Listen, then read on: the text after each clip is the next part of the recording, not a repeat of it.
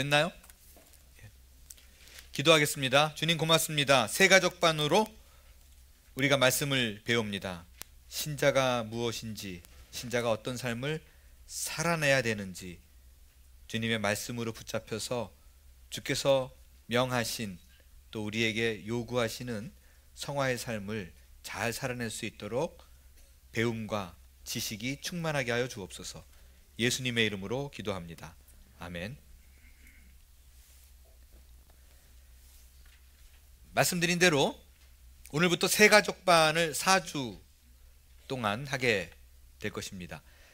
새가족반은 새생명반과 달리 하나님이 우리에게서 요구하는 신자의 삶입니다. 그래서 구체적으로 그것이 어떻게 요구되어지는지를 배우기 때문에 새생명반 같은 경우에 사실은 재미가 있을 수 있어요. 그죠?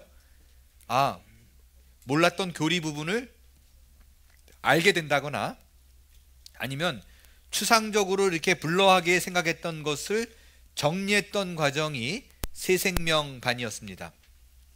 반면에 새가족반은 정말 너무나 뻔한 얘기들을 어떻게 여러분이 배움 이어서 그 비헤이비어가 나올 수 있도록 돕는 역할이기 때문에 새가족반은 새생명반에 비해서 지루할 수 있습니다. 그러나 이 새가족반을 결코 간과하거나 대강대강할 수 없는 이유는 뭐냐면 이 새가족반이 내가 여태까지 배운 지식과 어떻게 적용하느냐라는 부분에 있어서 배우질 못한다면 그냥 나대로의 신앙생활을 하게 될 거예요.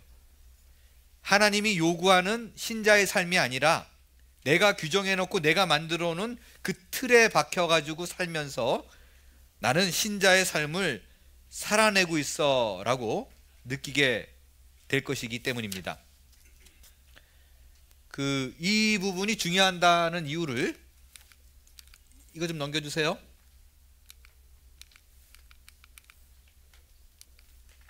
아까는 됐는데. 예, 여러분 아주 유명한 책이죠? 사랑의 5가지 언어. 아마 여기 있는 분들의 90%는 이거에 대해서 알고 있을 거라고, 이미 너무나 유명하기 때문에. 그래도 이거를 제가 길게 다 다루고 싶은 생각은 없고요. 이것과 새가족반이 어떤 상관이 있는가라는 부분만 좀 추려가지고 말씀을 좀 드리겠어요. 이 사랑의 5가지 언어는 여러분이 잘 알다시피 부부간에 이루어지는 사랑 이야기를 중심으로 다루고 있는 책입니다. 무슨 말이냐? 우리는 사랑이라고 얘기를 하고 있지만 사랑의 정의가 저마다 다 달라요. 그렇잖아요? 좋아하는 감정이 사랑인가? 무언가 희생을 해야 사랑인가? 내가 사랑한다라 그러면 그것을 어떻게 표현하는가? 이 사랑의 언어가 굉장히 중요한 게 내가 정의되어지고 있는 언어가 다르면 서로 죽자 하고 노력하는데 결국에는 헤어질 수밖에 없어요. 왜? 사랑의 언어에는 이런 것들이 있습니다. 뭐냐? 인정하는 말이에요. 무슨 말이냐면 칭찬이에요. 말하자면 야, 기가 막히게 잘하네. 남자는 이거에 굉장히 약합니다. 남자의 대부분은 이거라고 생각하면 돼요. 남자는 내 아내가 사랑을 하고 있다라는 증거는 딴 거 없어요. 이거 딴지 걸지 않고 그냥 칭찬만 해주면 7살 애처럼 좋아해요. 그냥 못 하나 박았는데 아유, 못 하나 박은 거 갖고 되게 유세했던 애 그러면 다시는 안 해요. 근데 못 하나 박았는데 기가 막히네. 야, 목공소 주인보다 잘하는데 그러면 망치 들고 돌아다녀. 오늘 뭐 또 할 거 없냐고 계속 뭐 좀 할 거 없어? 막 이러고. 이게 남자예요. 예, 인정하는 말. 그러니까 인정하는 말을 특별히 남자들은 이거를 안 해주면 사랑을 못 받았다고 생각해요. 함께하는 시간. 이거는 뭐냐면 말만 해도 소용없어. 같이 있어야 돼. 그죠? 누군가는 사랑한다고 말만 집자 하는데 함께 안 있으면 사랑 안 받았다고 생각을 해요. 사랑 안 받았다고 생각해. 그러니까 이런 걸로 좀 얘기를 나누면 그거예요. 어느 날 남편이 부부 세미나를 듣고 나서 너무 감동이 왔어요. 이제부터 내가 아내를 위해서 무조건 희생을 하리라 라고 결심을 했어요. 그 다음부터 그냥 뭐 설거지 도와주고 그 다음에 나와가지고 선물 사주고 최선을 다했어요. 안 하던 짓이었어요. 최선을 다했는데 6개월 있다가 와이프가 울어. 왜 우는데? 그랬더니 난 도저히 자기로부터 사랑이라는 것을 느낄 수가 없어. 남자는 어떻게 해요? 환장하는 거예요. 이것처럼 더 어떻게 해? 왜냐? 여자는 사랑의 언어가 뭐다? 함께하는 시간이었어요. 그러니까 선물 갖다 주고 자기 방에 가서 컴퓨터 하고, 또 밥 먹고 나면 설거지 열심히 했는데 자기 방에 따라서 시간 갖고, 그러면 남자는 열심히 봉사했음에도 불구하고 내가 사랑받고 있다라고 여자는 느끼지 못하는 거예요. 이런 엄청난 일이 벌어질 수 있다는 거죠. 그러니까 제 아내는 요게 제1 사랑의 언어예요. 제 아내는. 저는 1번이고. 저는 선물 준 건 잊어버리는데 누가 말해준 건 막 감동받고 그래서 어떤 사람들은 되게 언페어하다고, 누구는 돈 들여서 선물했는데 목사님은 말해준 것 같고 그래서 참 제가 이렇게 곤란할 때가 많은데, 아내는 어느 정도로 함께하는 시간이 사랑의 언어냐면, 소파에 앉아가지고 같이 TV를 보다가 제가 화장실에 가려고 이렇게 일어서요. 그럼 어디가? 그렇게 물어봐요. 아니 거기서 어딜 가요? 갈 데가 뭐 집안에서. 그러니까 그 시간을 못 참아요. 이게 실제인데. 그래서 화장실을 가잖아요. 그럼 문 앞에서 서서 얘기해요. 그래가지고 어쩌고. 그러니까 같이 있지 않으면 아내는 견딜 수 없어 해요. 근데 제가 한국에 떨어져 있었으니 오죽했겠어요. 그죠? 어떤 사람은 선물이에요. 이딴 거 다 필요 없어. 뭐 줘야 돼. 그죠? 뭐 줘야 사랑한다라고 느끼지, 돈 안 드는 봉사 필요 없어.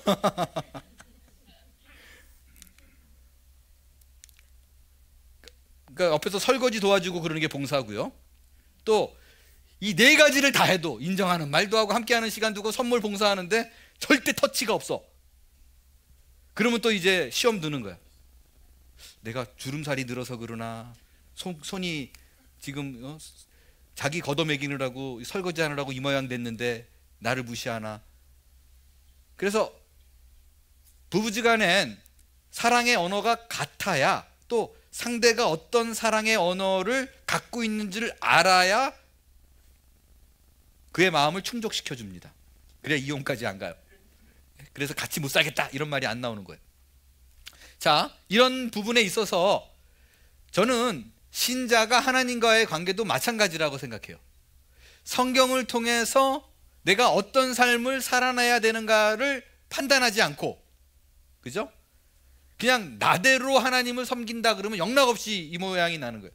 우리는 하나님을 열심히 섬긴다고 했는데 하나님 입장에서는 그거 예배 아니야, 그거 기도 아니야, 네가 뭐 나를 위해서 봉사했다고 얘기해, 네가 네 좋아서 한 거지. 이런 모습이 벌어질 수 있습니다.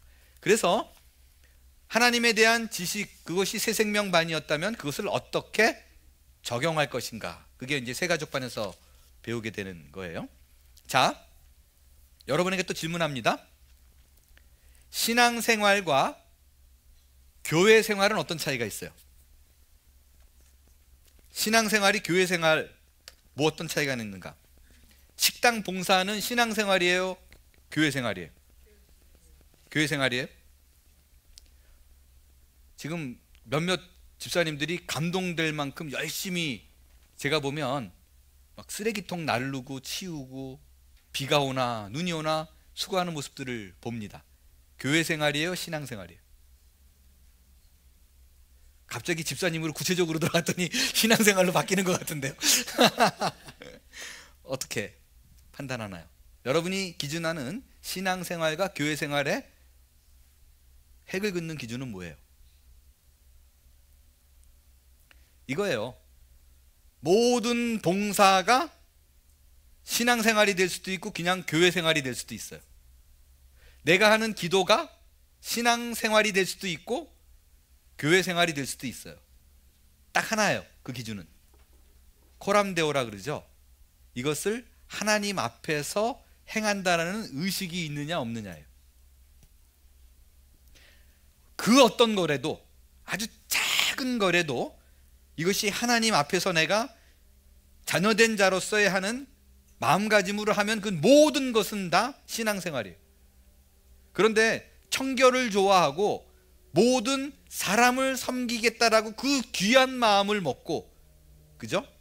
우리 교인들이 이 지저분한 곳에 예배하고 있는 것이 나는 마음이 힘들어, 그래서 매일같이 수시간을 들여가지고 청소를 해서 앉혀놓는다 그래도 그것이 사람을 향한 배려만 생각을 했지 하나님 앞에서라는 생각이, 인식이 없다면 억울하게도 수백 시간, 수천 시간을 평생 하나님 앞에서, 아니 교회에서 시간을 내서 봉사를 해도 하나님 앞에서 신앙생활했다는 소리는 못 듣는다는 거예요. 그래서 오늘 이 말씀을 잘 듣고 판단해서 여러분이 갈 수 있게 되기를 좀 바라요. 교회 생활에서 신앙생활 쪽으로요. 새생명반은 결코 양보할 수 없는 진리예요. 새생명반은 그러니까 딱 하나예요. 예수는 그리스도다. 예수는 그리스도다. 새가족반은 방향입니다. 그러니까 모양과 형태와 적용 등은 각 교회마다 다를 수 있어요. 그죠? 그러나 내가 어떤 방향으로 가고 있다, 코람데오, 하나님 앞이라는 사실을 놓치면 안 됩니다. 암송요절, 오직 우리 주 곧 구주 예수 그리스도의 은혜와 그를 아는 지식에서 자라가라. 영광이 이제와 영원한 날까지 그에게 있을지어다 라고 되어 있어요. 사랑하는 성도님, 성도님은 그리스도 안에서 믿는 자에게 허락된 새 생명을 소유하고 이제 우리와 함께 한 지역교회를, 한몸교회를 섬기는 새 가족이 되셨습니다. 새 생명반을 마치고 이어서 새 가족반에 참여하게 된, 자기 이름을 넣으세요, 이수용님에게 진심으로 축하의 말씀을 전하면서 앞으로 새 가족반을 통해서도 주님의 놀라운 경험을 하게 되기를 바랍니다. 여러분이 누군가를 사랑한다라 그러면 감정적인 것에 그치면 안 돼요. 여러분에게 질문할게요. 통계적으로, 이건 신앙과 상관없이 연애 결혼과 중매 결혼 어느 게 더 아름답다라고 보입니까? 연애 결혼이, 그렇죠? 예, 맞아요. 연애 결혼은 그냥 조건도 안 따지고 그냥 불 들어와 가지고, 그죠? 뜨거운 불이 돼요. 누구도 태워버리라 이러고 결혼하는 사람들, 그죠? 근데 좀 치사해 보이는 결혼이 있죠. 중매 결혼, 조건 따지고, 심지어 큰 의미도 없는 혈액형도 따지고, 그죠? 이래서 결혼하는 집안 따지고, 가족 따지고, 가진 재산 따지고, 그래서 결혼하는 대표적인 연애 결혼과 중매 결혼이 있습니다. 그렇다면 결혼을 해서 끝까지 잘 사는 경우가 연애 결혼이 높을까요? 중매 결혼이 높을까요? 통계적으로 중매가 압도적으로 높습니다. 치사한 것 같지만 따지고 들었는데 그게 더, 지금 여러분들 여기 계신 분들은 20대 분들이 아니잖아요. 그죠? 20, 30대 분들이 아니니까 굳이 제가 막 청년들에게 설명하듯이 뭐 불같은 사랑과 정과 뭐 이런 거 비교 안 해도 다 알잖아요. 그죠? 결혼했는데 연애 때, 막 예를 들어서 그런 거, 연애 때 사랑과 결혼의 사랑은 define, 정의 자체가 완전히 달라요. 그 사랑의 그러니까 왜 사람들이, 청년들이 자꾸 이게 결혼하고 나서 남편이 나를 안 사랑하는 것 같아요 이런 소리를 하냐면, 연애 때 그 뜨거운 감정을 결혼 후에도 이어지기를 바라잖아요. 근데 연애 때는 오빠 나 아파 그러면 직장도 그냥 나와가지고 그냥 점심시간 다 제껴놓고 와가지고 약 사주고 가면 와 우리 오빠 나 사랑해 그러는데, 결혼해가지고 그러면 골치 아프죠. 아파 그랬다고 해서 2시간씩 몰고 와가지고 오늘 오빠 웬일이야, 나 지금 조퇴하고 나왔어 이러면 참 골치 아픕니다. 예. 왜? 결혼에는 완전한 책임이, 가정에 대한 책임이 다르기 때문에. 그래서 이런 불나방 같은 사랑을 연애 때 알았다면 결혼 때는 다른 이 사랑을, 물론 그렇게 갈 수도 있지만, 그죠? 완전히 다른 사랑의 정의된 차원으로 나가야 돼요. 그런 의미에서 연애 때는 모르지만 저희 형이 8년 연애를 하고 결혼했어요. 근데 둘 다 동시에 결혼하고 얼마 안 있어서 너 누구니? 이렇게 돼요. 에브리데이. 또 학교 커플이라, CC 커플이라, CC라 이제 거의 뭐 매일 만나서 지냈는데 결혼하고 너 누구니? 이렇게 된다고요. 그러니까 다르잖아요. 다르잖아요. 이거 계속 이러다가 청년들 뭐 연애 강의 나갈 것 같아가지고 제가 여기서 스탑하는데, 이렇게 긴 얘기를 드리는 이유가 뭐냐면, 누군가를 내가 사랑한다라 그러면 감정적인 걸로 그치면 안 돼요.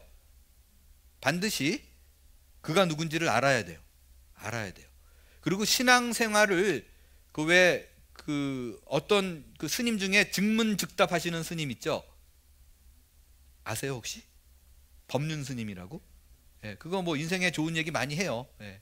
그 들어서 뭐 그 초신자가 아니면 뭐 나쁠 건 없어요. 예, 뭐 근데 제가 그거를 듣지 말라 그러는 이유가 뭐냐면, 그럼에도 불구하고 듣지 마라 그러는 게 뭐냐면, 거기서 인생의 모든 비밀을 아는 것 같이 이렇게 얘기를 하는데 사실이 아닌 거를 얘기해요. 예를 들어서 믿는 자에게 복이 있나, 제가 들은 거예요 이건. 믿는 자에게 복이 있나니 천국이 저희 것이요, 뭐 이렇게 얘기를 하면서 그 천국에 대해서 뭐 설명을 하더라고요. 근사하잖아요. 그러면 마치 그 불교와 기독교의 통합을 이루는 멋진 스님인 것 같잖아요. 근데 여기에 함정은 뭐냐면요, 믿는 자에게 복이 있나니 천국이 저희 것이요 라는 말이 성경에 없다는 거예요. 성경에 없는 말이에요. 그러니까 제가 늘 계속해서 강조하는 거는, 내가 갖고 있는 성경 지식을 제대로 디파인 되어 있지 않다면 아무나 치고 들어와요. 그리고 성경인 듯이 얘기해도 모르고 넘어간다니까요. 그래서 여러분도 혹시 내가 멘토가 돼서 카운셀러가 돼가지고 성경 지식을 초신자가 질문을 한다거나, 내가 전도연 사람이 질문할 적에 모르면 모른다 그러고 저한테 갖고 오셔야 돼요. 모른다고 말하기 부끄러우니까 그때 무슨 성령이 주시는 음성인 줄 알고 막 떠들면 안 돼요. 그러면 엉뚱한 성경에 없는 얘기, 믿는 자에게 복이 있나니 천국이 저희 것이, 이런 소리 할 수 있다고요. 나대로 신앙, 내가 복음을 쓰지 마세요. 내가 복음. 자, 세가족번을 통해서 성취하고자 하는 세 가지 목표가 있습니다. 첫째, 성장이고요. 둘째는 가족이 되는 거고요. 셋째는 일꾼이 되도록 돕고자 하는 것입니다. 지식이 아니라 성장이에요. 아는 만큼 자라납니다. 그리고 이제는 내가 여기 지금 재직 훈련이잖아요. 재직이 된다라는 말의 의미는 더 이상 내가 방문객으로 있지 않겠습니다. 이제는 주인의식을 갖고 모두를 한 공동체의 의식으로 삼겠습니다. 그런 뜻이에요. 그 지난 주간 중에 연세가 좀 있으신 분이 저한테 이제 텍스트 문자를 주셨어요. 근데 이제 굉장히 조심스럽게 문자를 주셨어요. 그게 이제 가족에 대한 그 자랑이었었어요.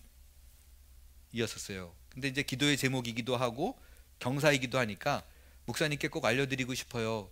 근데 이제 남편이 그 원래 보내는 거를 반대했어요. 자랑하지 말라고.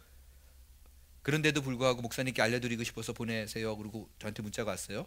그래서 제가 뭐라고 답장했냐면, 가족은 알아야지요. 그렇게 보냈어요. 여러분, 이 개념이 우리 공동체 안에 굉장히 중요합니다. 150명 정도면, 제가 머리가 나빠서 이름을 다 못 외워서 애들까지 그렇지, 사실은 몇 년만 된 분들은 집안 사정들 밥 숟가락 몇 개인지 다 알 수 있는 정도가 돼야 사실은 진정한 가족이에요. 진정한 가족입니다. 그런 의미로 내가 지식으로 그치지 않고 적극적으로 내가 노력해서 이 배운 말씀을 통해서 한몸교회, 말은 한 몸인데 여러 개 갈라지지 않고 하나가 될 수 있는 가족이 되는 과정이 바로 이 세가족반을 통해서 알게 될 거예요. 또한 일꾼을 되도록 만드는 거예요. 나중에 제가 이제 그 마지막 재직훈련 강의 마지막 시간에 일꾼에 대해서 얘기를 하겠지만, 교회는 몇몇 사람의 노력과 헌신과 수고로 움직이는 조직이 돼서는 안 돼요. 목사의 역할은 내가 짊어지고 솔선수범해서 한다 라는 것이 좋아 보일 수는 있지만, 성경적인 것은 목사는 여러분 모두가 일꾼이 되도록 만드는 일입니다. 하나님 앞에서 그렇게 헌신할 수 있도록, 그렇게 수고할 수 있도록 만드는 일이 제가 하는 일이에요. 그래서 재직들이 생각하는 부분은 이제 배웠으니까 됐지, 재직 받았으면 됐지가 아니라, 그래서 내가 뭐를 할 수 있을까 끊임없이 고민하고 저에게 물어보고 또 함께 뛰는 일을 감당해야만 한다라는 것입니다. 자, 영적 성숙의 중요성이에요. 본문 요한일서 2장 12절에서 14절을 다시 읽고 아래 질문에 답하십시오. 예습 다 해오셨죠? 예, 해오신 줄 믿고 1번을 들어가겠어요. 그래야 시간이 세이브 됩니다.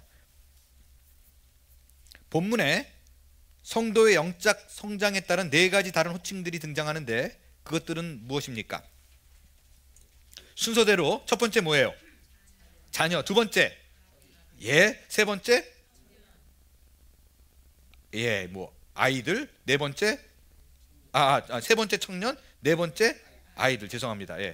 이거를요, 자녀들의 가로 열고 그냥 좀 이해하기 쉽게 우리 교회 용어를 쓰겠어요. 가로 열고 유아라고 쓰세요. 유아반 그러면 감이 오죠? 태어나서 젖을 먹는 그런 시기에 있는 아이들을 유아반이라고 얘기해요. 아비들에는 가로 열고 장년부라고 좀 써주세요. 아비는 장년부, 성인을 얘기하는 거예요. 세 번째 청년들, 그건 청년부. 아이들은 유년부라고 적어주세요. 유년. 그러니까 유년이라는 말은 젖은 뗐지만, 그죠? 젖은 뗐지만 도움이 필요한 키즈캐스트 애들, 유년부입니다. 이렇게 4 호칭이 있어요. 이거는요, 영적 성장이기 때문에 나이에 상관없어요. 나이가 7순이 넘으신 분이라도 여전히 유아기에 머문 분들도 계세요. 유아기에 머문 분들도 계세요. 좀 곤란한 얘기인데, 여러분, 우리 교회 교인들을 제가 듣고 하는 얘기 절대로 아니고요. 감사한 건 제가 지금 할 수 있는 얘기는 아직까지 제가 여러분들이 어떤 분인지 좀 파악이 안 된 상태이기 때문에 좀 편하게 말씀을 드리세요. 결코 이렇게 들은 얘기하는 걸로 오해하면 안 돼요. 제가 본 건 없어요, 우리 교회에서. 실제 제가 겪은 건데, 어떤 분이 오셔가지고 얘기를 하는데 장로님이셨어요. 근데 저 교회를 안 다니기로 결심한 이유가 있대요. 뭐냐 그랬더니 그분이 주차 봉사를 했는데, 수년을 했는데 어느 날 주차 봉사 이름 명단에 나갔는데 큰 교회였거든요. 본인 이름이 빠졌대요. 그래서 이 교회는 수년 동안 다녔는데 나를 알아주지 못하고, 또 수년 동안 다녔지만 봉사하는 게 의미가 없구나 그래가지고 교회를 옮겼다고 그렇게 얘기하시더라고요. 죄송한 얘기인데 장로라는 직분이 성숙도를 보여주는 건 아닙니다. 제가 그 얘기를 들을 때 신자는 신자이신데 이분은 딱 유아부 수준이 아닌가라는 생각을 했어요. 그래서 나이와는 상관없습니다. 영적 성숙은 끊임없는 자기 성찰과 하나님 말씀으로 내가 그 방향으로 가고 있다라는, 또 가고 있다 그렇지 않다라는 그런 끊임없는 고민 속에서 만들어지게 되는 부분이에요. 그렇다면 도대체 이 기준은, 영적인 성숙에 대한 기준은 나이가 아니라면 어떤 것으로 우리가 볼 수 있는가, 판단할 수 있는가, 그거에 대해서 배우는 거예요. 2번 본문 12절에서는 하나님의 자녀가 되기 위해 어떤 사건이 선행되어져야 한다라고 말을 합니까? 유일한 조건이에요. 뭐죠? 예수의 이름으로 뭐요? 죄사함을 얻는다가 답이에요. 요한복음 1장 12절이에요. 시작. 영접하는 자, 곧 그 이름을 믿는 자들에게 하나님의 자녀가 되는 권세를 주셨으니 라고 되어 있어요. 그러니까 유일한 조건이에요. 믿음이에요. 믿으면 자녀가 되는 거예요. 그리고 믿으면 어떤 성숙과 상관없이 권세자가 되는 거예요. 거지를 가져다가 왕관을 씌우면 저절로 1일이에요. 권세 1일. 왕관을 쓴 순간 10년 후에 갖는 권세, 그러니까 권세는 점점 늘어난 것이 아니라 왕관을 쓰는 순간, 그가 죽을 때까지 갖는 권세를 왕관을 쓰는 순간부터 다 내 거예요. 이해되시죠? 자녀가 되는 권세라는 것은 1년 있다가는 뭐가 늘어나고 2년 있다가는 뭐가 늘어나고 3년 있다가 늘어나고 이런 게 아니라, 권세에 관해서는 내가 다 주어졌다 이미 라고 믿을 수 있어야 돼요. 그래서 제가 뒷부분에 좀 자세히 다루겠지만, 권세는 프랙티스하지 않으면 날카로워지지 않아요. 연습하지 않으면, 노력하지 않으면, 써보지 않으면. 일단 내가 자녀가 되는 권세를 가졌다라는 거 인식하는 것이 너무나 중요합니다. 죄 사함이다라는 것은 적극적인, 그러니까 죄 사함이 소극적인 측면이라면 의롭게 되는 것은 적극적인 측면이에요. 죄를 사함받았다는 건 수동적인 거고, 의롭게 되는 거는 이제 예수의 피로써 내가 만들어가는 그런 부분일 수 있다라는 것입니다.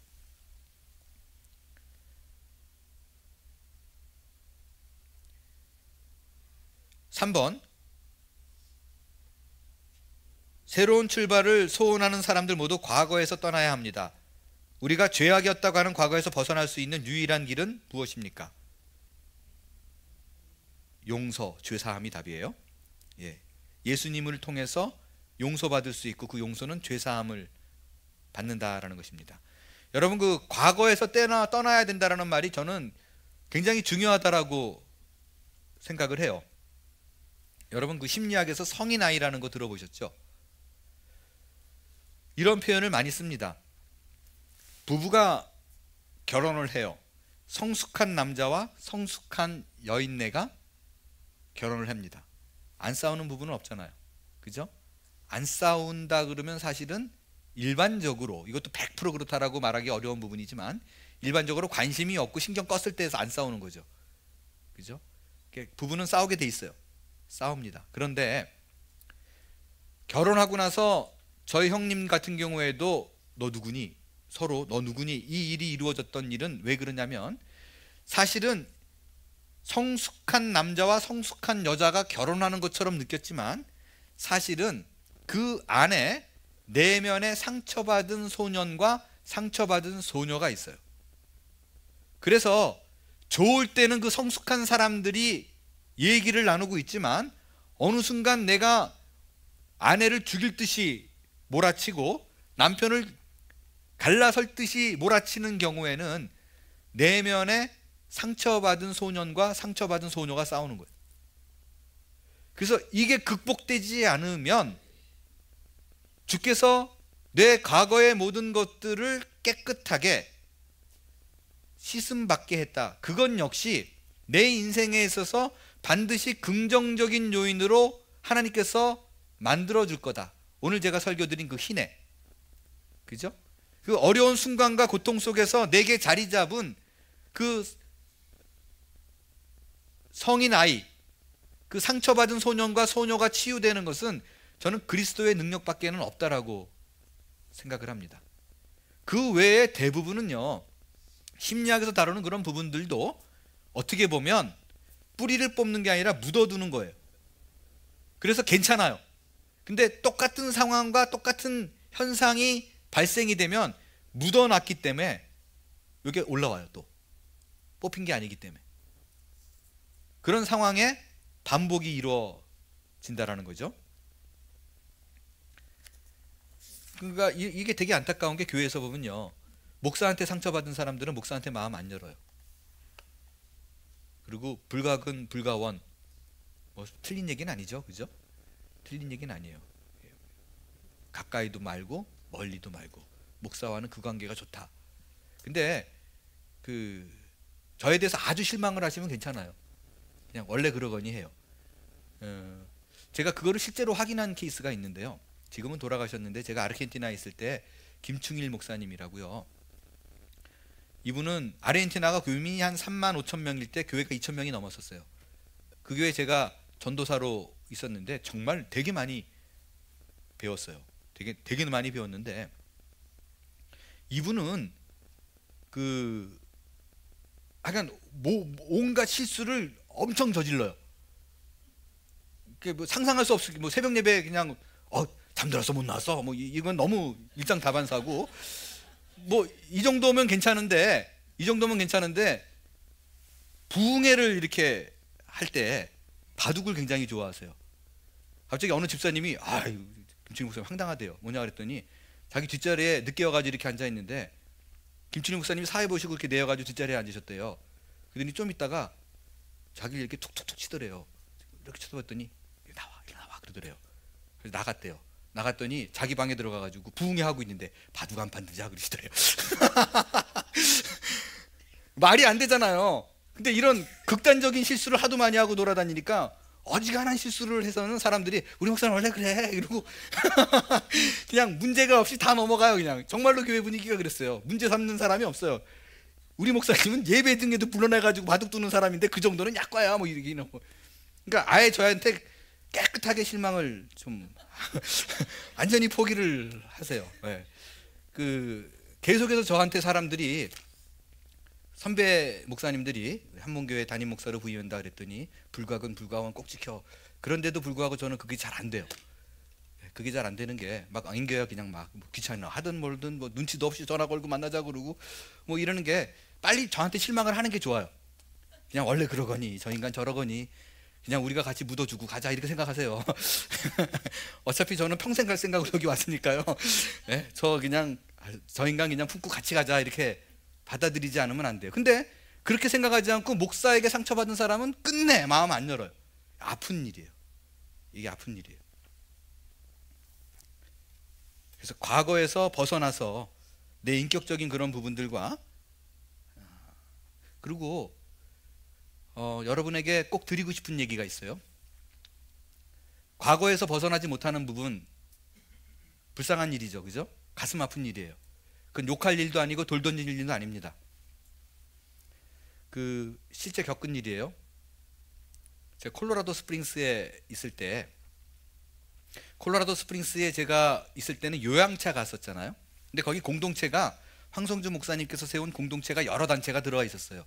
유학생도 있고 뭐 하여간 뭐 여러 단체가 들어가 있었는데, 황 목사님이 저를 콜로라도에 부르시고, 제가 여기서 쓰러졌을 때요, LGMC였을 때 가로로 쓰러졌을 때 저를 부르시고는, 저희 가족을 다 초청해서 부르시고는, 거기에 이제 큰 집이 두 채가 있는데 저한테 안방을 내주시고 대표라는 이름으로 그냥 앉혀놓으시고 본인은 한국에 들어가셨어요. 대표라고 하는 일이 없이 그냥 황성주 목사님 대신해서 있기 때문에 다 제 눈치를 보고 있는 그런 상황이지 뭐 특별하게 하는 일은 없었어요.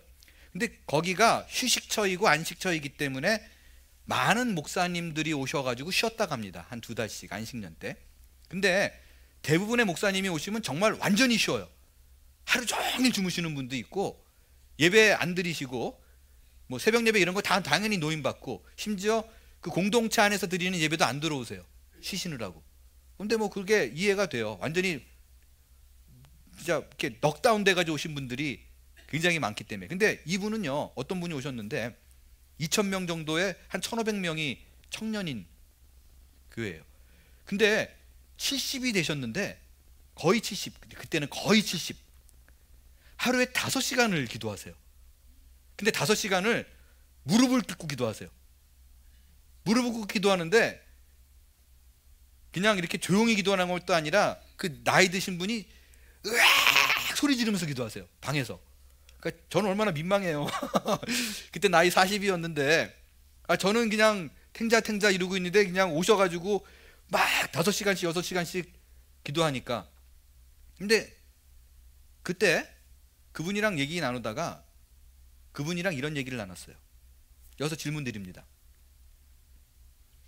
크리스찬의 하이라이트, 신자의 삶의 하이라이트를 뽑으라 그러면 아마 용서일 거예요. 그죠? 우리가 용서함을 받았잖아요. 누군가를 또 용서하는 의무와 사명이 있잖아요. 질문 나갑니다. 용서를 못한 사람은 구원이 있다 없다? 내가 누군가를 평생 용서를 못해. 안 돼. 기도해도 안 되고요. 내가 묵상해도 안 되고요. 그 사람의 좋은 점을 막 생각하려고 그래도 안 돼요. 평생을 싸워. 안 돼요. 구원을 받은 사람입니까? 못 받은 사람입니까? 예? 받은 사람. 받은 사람 손 들어보세요. 못 받은 사람. 잘 배우셨네. 새 생명반 한 보람이 있습니다. 용서는 행동이에요, 아니에요? 행위예요, 아니에요? 행위죠. 누군가를 내가 용서한 행위예요. 우리는 행위로 구원받습니까? 믿음으로 구원받죠. 용서를 못하는 사람이면 일지라도 구원이 있어요, 없어요? 확실하게 얘기하세요. 있어요, 없어요? 있어요. 근데 이분이랑 얘기를 하다가 이분은 어릴 때부터 유교 가정에서 자랐어요. 그래서 도덕적이고 윤리적인 부분에서는 철저하게 크셨어요. 어느 정도였냐고 얘기하시는데 당시에 뭐 전쟁 끝난 지 얼마 안 됐을 때래요. 그분 연세. 근데 그 초등학교 때 헬리콥터가 운동장에 딱 착륙을 딱 하는데 전교생이 뚜뚜뚜뚜뚜뚜 그러니까 다 창문에 모이잖아요.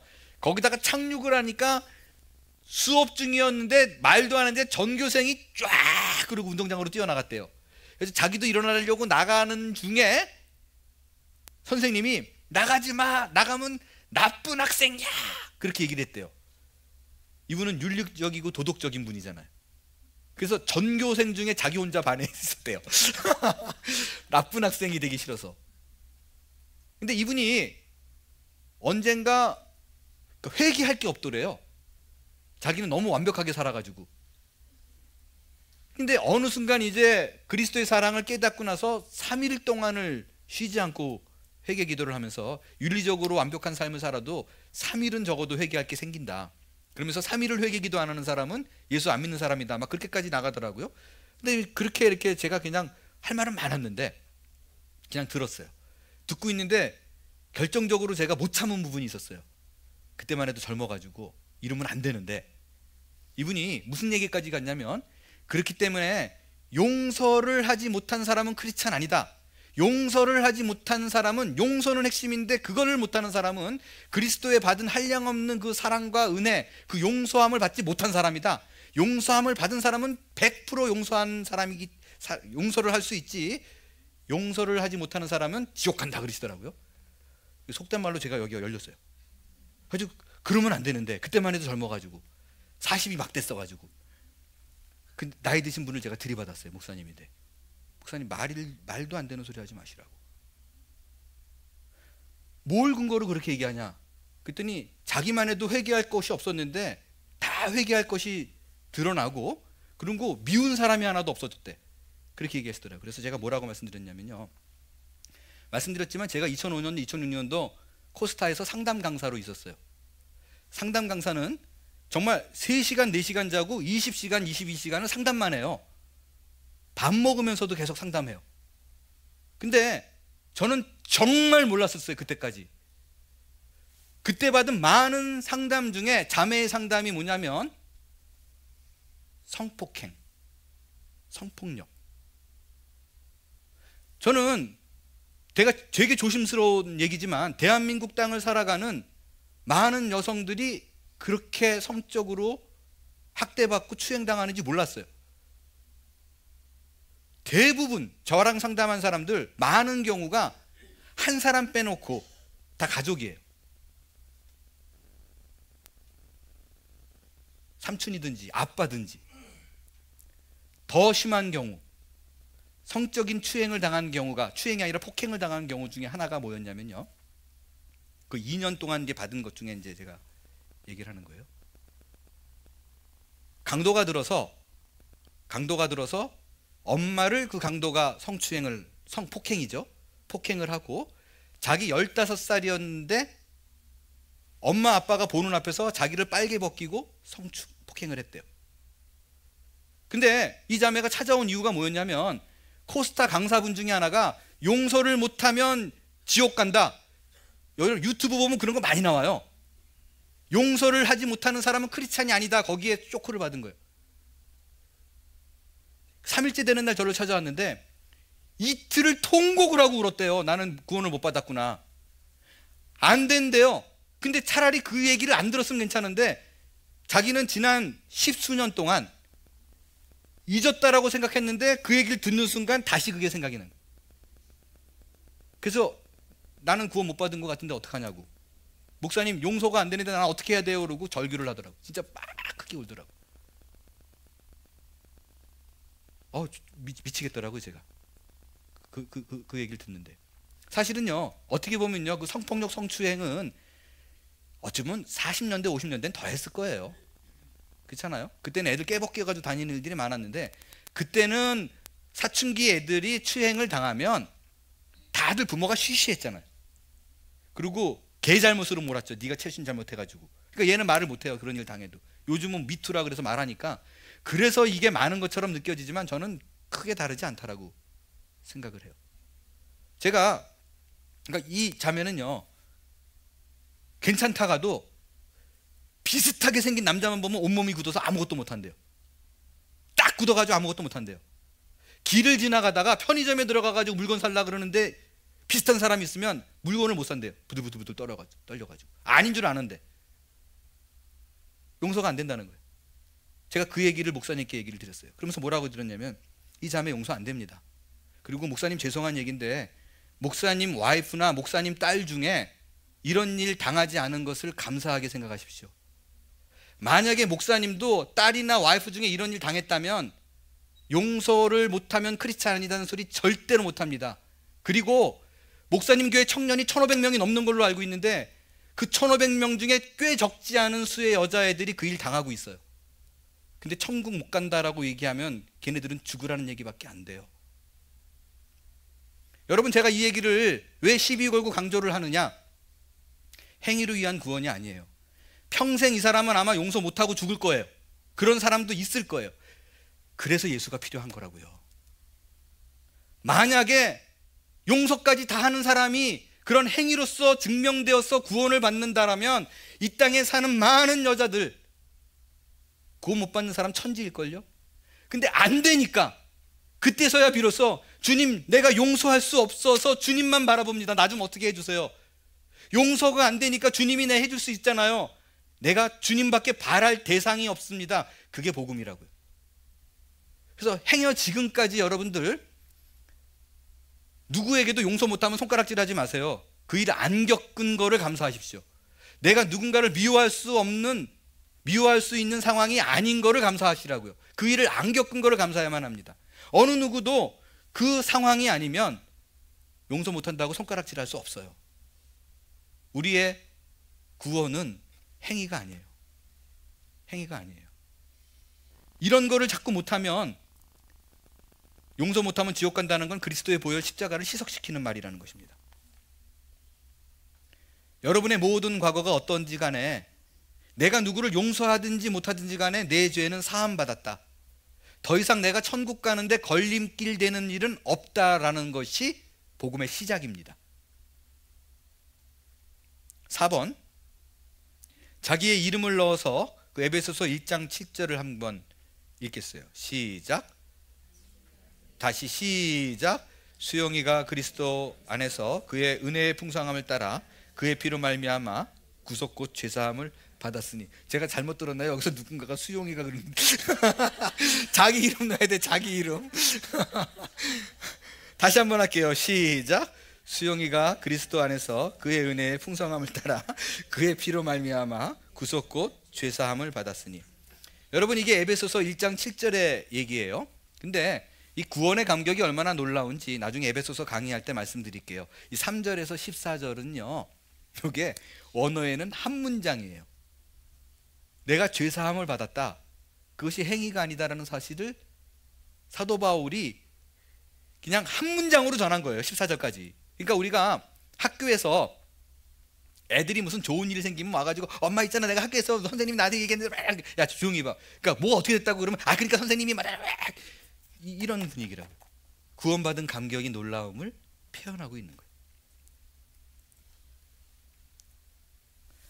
앞에 빈칸에 성도님의 이름을 넣어 이 구절의 내용이 진심으로 자신의 것임을 고백할 수 있습니까? 그렇다면 성도님은 이제 그리스도 안에서 뭐가 됐다? 어린아이, 자녀, 유아기 자녀가 된 것입니다. 맞아요, 자녀. 고린도전서 3장 1절 읽을게요. 고린도전서 3장 1절 시작.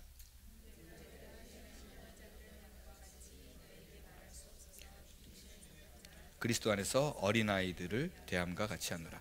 신앙생활의 시작은요, 종교적인 교육과 훈련으로 이루어지는 것이 아니라 영적인 출생에서 시작됩니다. 교육받고 훈련받지 않더라도 내가 예수를 믿는 순간 born again 되는 거예요. 완전히 다른 사람이 되는 거예요. 그게 시작이에요. 그 다음에 born again이 된 사람이 교육받고 훈련받는 거라고요. 거듭남이 오기 전에는 여러분이 암만 성경을 파고 연구를 했더라도 그리스도의 보혈의 피가 그 속죄함이 나를 위하사라는 것이 매치가 되지 않은 사람은 그냥 구도자예요. 그래서 예수를 믿는 믿음의 결단이 필요한 거예요. 혹시 오늘 강의를 듣는 어느 분이더라도요, 그 새생명반 3과 때 영접 기도문하고 사인하고 날짜 쓰라는 거에 전혀 못했다거나 아니면 언젠지 몰라가지고 사인만 했다거나 날짜를 썼는데 사인을 못하고 있거나 이런 모든 분들이 그냥 오늘 결단하면 되는 거예요. 아, 이수영 목사 말 듣다 보니까 내 힘으로 안 되겠네. 결심되면 날짜 쓰고 사인하면 되는 거예요. 오늘 날짜라도 괜찮아요. 무슨 문제예요?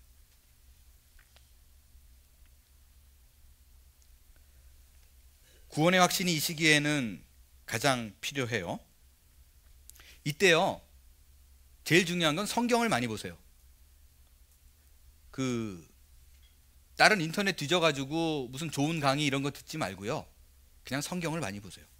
성경. 뭐 기도 프로그램, 특별히 전도 프로그램 이런 거는요, 모유가 아니에요. 포뮬라이지. 그래서 그런 거는 저지 아니에요, 저지. 나중에 면역력 떨어집니다. 베드로전서 2장 2절 보게 되면 신령한 젖이라고 표현되어 있는 게 있어요. 갓난 아이들 같이 순전하고 신령한 젖을 사모하라. 이게 말씀이에요. 부탁입니다. 저기 뭐죠? 바이블 타임 아직도 남아 있어요. 아직도 남아 있어요. 그냥 편하게 가져가서 편하게 읽으세요. 편하게 가지고 그거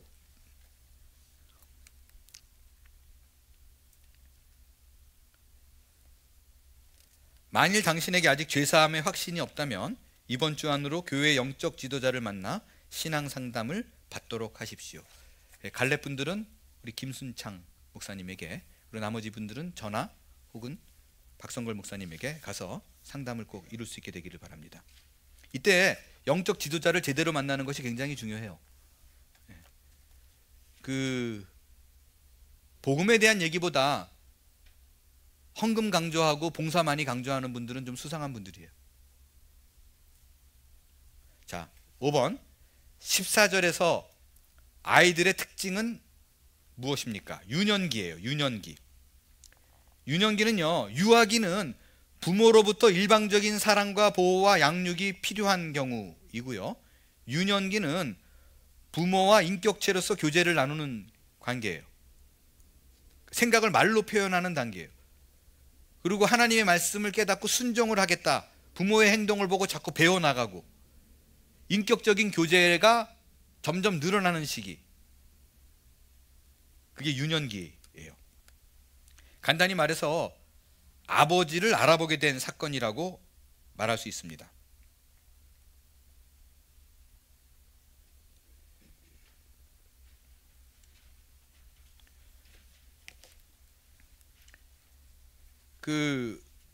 유년기 시절에는 경험이 적어요. 그러니까 누군가의 안내를 꼭 필요로 하는 시기인데, 분명한 건 아버지를 이제 알아본다는 거예요. 히브리서 5장 12절에서 14절 유년기에 일어나는 거. 때가 오래되었으므로 암만 내가 지금 교회 다닌 지 20년 됐다 30년 됐다 자랑하지 말고 그 때가 오래되었으므로, 근데 아직도 선생이 되지 못하고, 그러니까 장년이 되지 못하고 영적인 성숙이 아직 아이에 머무는 사람들, 집중해서 좀 들어주세요. 너희가 마땅히 선생이 되었을 터인데 너희가 다시 하나님 말씀의 초보에 대하여 누구에게서 가르침을 받아야 할지 할 처지이니 단단한 음식은 못 먹고 젖이나 먹어야 할 자가 되었도다. 젖은 유학이잖아요. 이는 젖을 먹는 자마다 어린아이니 의의 말씀을 경험하지 못한 자여 단단한 음식은 장성한 자의 것이니 그들은 지각을 사용함으로 연단을 받아 선악을 분별하는 자들이다. 이때는 지각을 사용해요.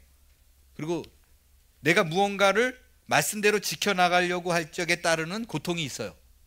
그리고 선과 악을 이거는 하나님이 좋아하는 일이다, 아니다 라는 분별의 시기가 생기는 때가 바로 이때예요.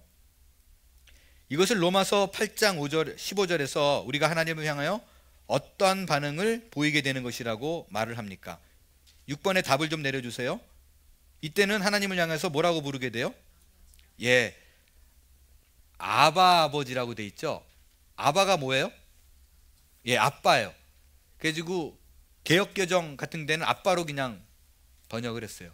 저는 뭐 이스라엘을 안 가서 모르겠는데 이스라엘을 걷다 보면 한국 애가 부르듯이 아빠 그런대요.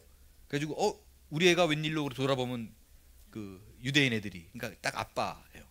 요거를요 굳이 그런 개념은 아닌데 이제는 아빠에서 아버지에 대한 개념으로 조금 넘어가는 시기라고 저는 말하고 싶어요. 성경에는 아빠와 아버지 이게 뭐 같은 말인데 제가 그냥 지금 만드는 거예요. 이건 그 이해를 돕기 위해서 아빠였다가 아버지를 이해한다. 아빠와 아버지의 차이가 어떤 게 있을까요?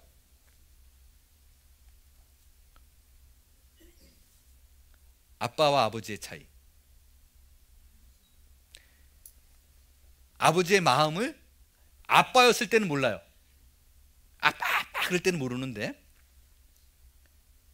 그러니까 이것은 집안마다 다를 수 있는데 제가 말하고자 하는 그런 취지를 이해하시겠죠? 저는 태어나서 아빠라고 불러본 적이 없어요. 엄마라고 불러본 적이 없어요. 저는 그냥 배우기를 어머니라고 배웠어요. 그러니까 그런 용어의 의미가 아니라 그 성숙의 의미예요. 아빠와 아버지는 어떤 차이가 있을까요? 아버지라고 말을 할 때는 이제는 철부지에서 벗어나서 아빠가 이 상황에서 어떤 생각을 할지 아버지의 마음을 이해하는 시기라고 말할 수 있을 것 같아요. 개척교회를 했습니다. 그 자매 한 명을 놓고 3주를 설교한 적이 있었어요. 다 나가고 10몇 명 했던 교인 중에 다 나가고 한 명이 남았는데 3주를 그 자매 한 명을 놓고 설교를 한 적이 있었어요. 근데 앤디가 12살, 우리 벤자민이 7살이었나요? 몇 살이에요 그럼? 6살. 6살. 6년 차이구나. 맞아.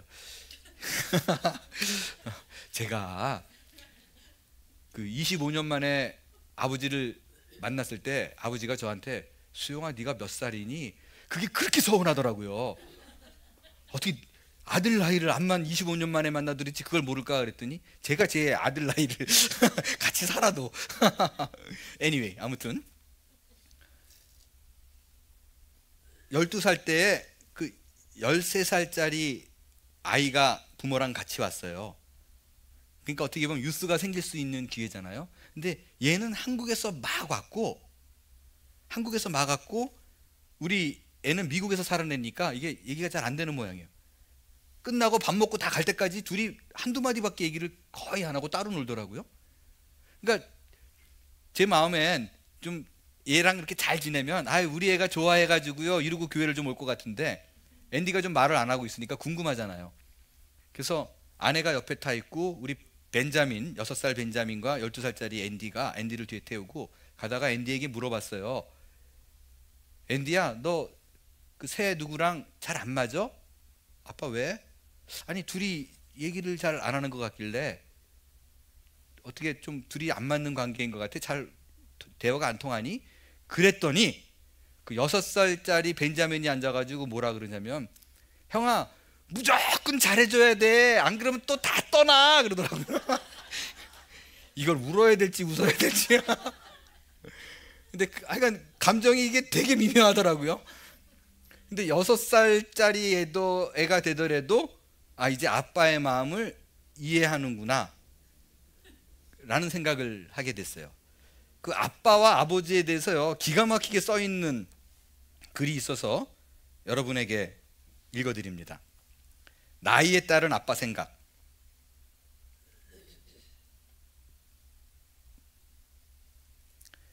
4살 때 아빠는 뭐든지 할 수 있었다. 5살 때 아빠는 많은 걸 알고 계셨다. 6살 때 아빠는 다른 애들의 아빠보다 똑똑하셨다. 8살 때 아빠가 모든 걸 정확하게 하는 건 아니었다. 10살 때 아빠가 어렸을 때는 지금과 확실히 많은 게 달랐다. 12살 때 아빠가 그것에 대해 모르는 건 당연하다. 아버지는 어린 시절을 기억하기엔 너무 늙었다. 14살 때 아빠에겐 신경 쓸 필요가 없어. 아빠는 너무 구식이거든. 21살 때 우리 아빠 말이야? 구제불능일 정도로 시대에 뒤떨어졌지. 25살 때 아빠는 그것에 대해 약간은 알기는 하신다. 그럴 수밖에 없는 것은 그 일의 경험을 쌓아오셨으니까. 30살 때 아마도 아버지의 의견을 물어보는 게 좋겠다. 아버지는 경험이 많으니까. 35살 때 아버지께 엿듣기 전에는 난 아무것도 하지 않게 되었다. 40살 때 아버지라면 이럴 때 어떻게 하셨을까 하는 생각을 종종 한다. 아버지는 그만큼 현명하고 세상 경험이 많으시다. 50살 때 아버지가 지금 내 곁에 계셔서 이 모든 걸 말씀드릴 수 있다면 난 뭐든지 할 것이다. 아버지가 얼마나 훌륭한 분이셨는가를 미처 알지 못했던 게 후회스럽다. 아버지로부터 더 많은 걸 배울 수도 있었는데 난 그렇게 하지 못했다.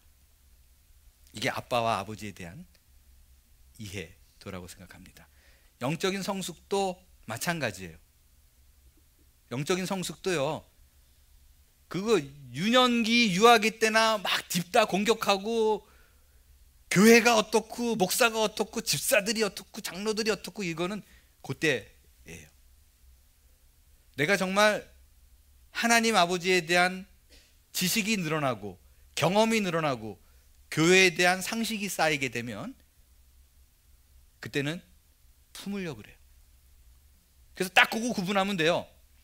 맨날 여전히 교회에 대한 비판이고 못 살겠다 그러면 나이에 상관없다니까요. 난 아직 유년무다.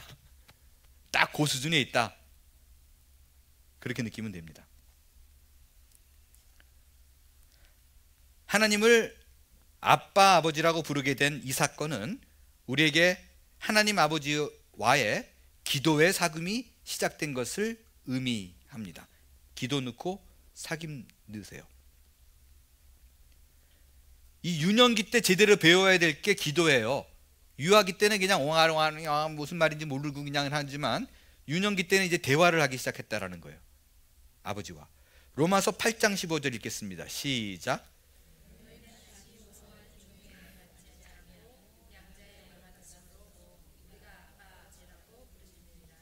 예. 계속해서 하나님이 두려워요. 그럼 아직도 유아기예요. 양자의 영을 받았으므로 아바 아버지라고 부르짖느니라. 하나님이 인자와 자비와 내 기도를 들으시는 분이라는 인식이 생기기 시작하는 게 영적 유년기 일입니다. 아빠를 무서워하면 안 되죠. 이때는 존경하기나 시작해야죠. 영적 유년기에 이루어지는 일, 하나님을 경험합니다. 기도의 응답이 쌓이기 시작해요. 이 말은 기도를 해야 돼요. 교회를 오래 다녔는데 나는 기도를 잘 못해요. 기도가 뭔지 잘 몰라요. 그럼 아직 유아기예요. 기도를 통해서 하나님을 경험하는 일이 벌어집니다. 두 번째, 또 안 되네요. 큐티 훈련이에요. 이거는 뒷부분에서 배울 거예요. 요때 훈련을 해나가야 돼요. 하나님 말씀을 내 삶에 적용시키는 일, 하나님 말씀 속에서 하나님이 누구인가를 파내는 일, 진짜 자연스럽게 배울 겁니다.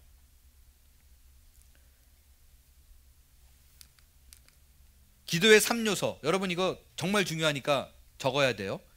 비디오로 듣는 사람들은 요거 안 적혀 있으면 출석 체크 안 됩니다. 기도의 3요소, 첫 번째 관계예요. 여러분 이거는 뭐냐면요, 기도는 내가 무언가를 신에게 요구해서 따내는 수단으로 존재하지 않습니다. 기도의 가장 큰 축복은 뭐냐면 내가 창조주인 하나님에게 감히 입을 열어서 내 필요를 아뢰 수 있는 자격 있는 관계가 되었다 라는 거를 깨닫지 못한 기도는 다 연불이에요.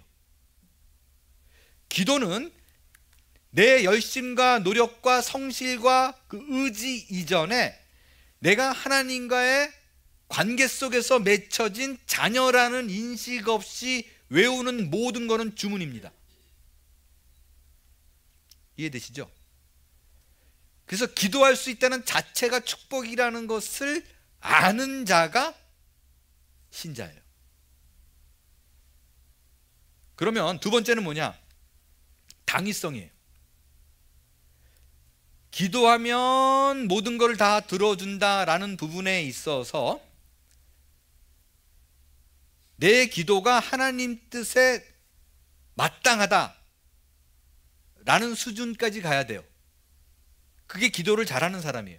기도를 잘하는 사람이 쉬지 않고 막 열심히 이거가 잘하는 사람 아니에요. 저는 뭐 지금도 그렇지만 기도에 대해서 굉장히 컴플렉스를 갖는 이유가 뭐냐면 전도사 시절에 권사님들로부터 아르헨티나에 있을 때 무지하게 야단을 많이 맞았어요.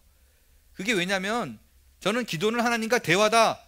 근데 저는 저 이전에 저를 신앙적으로 끌어줄 사람이 없었거든요. 그러니까 저는 그냥 그 문자 그대로 배운 거예요. 기도는 하나님과 대화라 그러니까 그냥 대화했어요.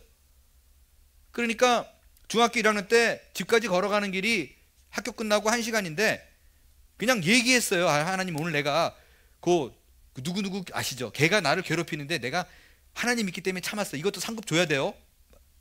말하듯이 대화니까. 근데 지금은 만약에 누군가 여러분 길 지나갈 적에 중얼중얼 거리고 있으면 어떤 생각이 들어요? 블루투스 여기다 꼽아놓고 전화하고 있구나라고 얘기하죠. 생각할 거 아니에요. 근데 그 당시에는 그런 게 없었거든요.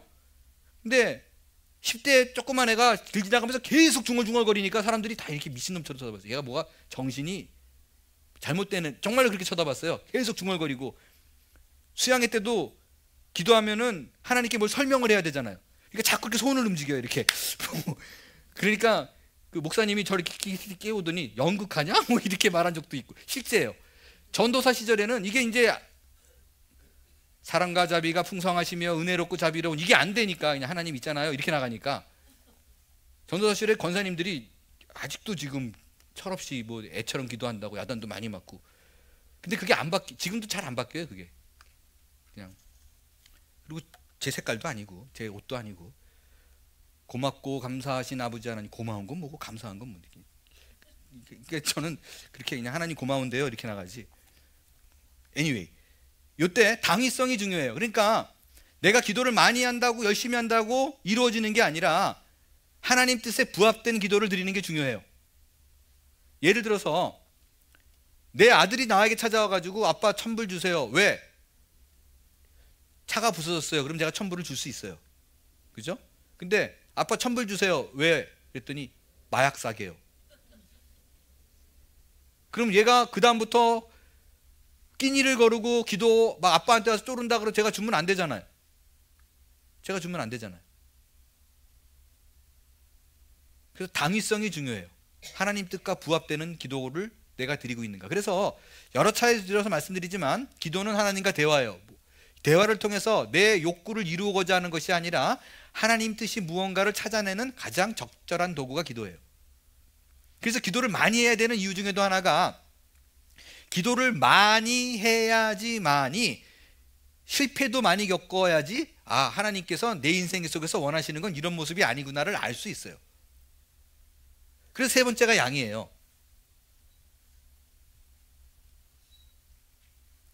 이 양은요, 잘 들으세요. 기도에도 어떤 임계점이 있다. 물이 100도면 끓듯이 100도를 채워야 뜻이 이루어진다 라는 얘기가 절대로 아닙니다. 이거 그렇게 오해하면 안 돼요. 기도는 하나님 뜻에 부합되지 않으면 100도가 아니라 1000도가 돼도 안 끓어요.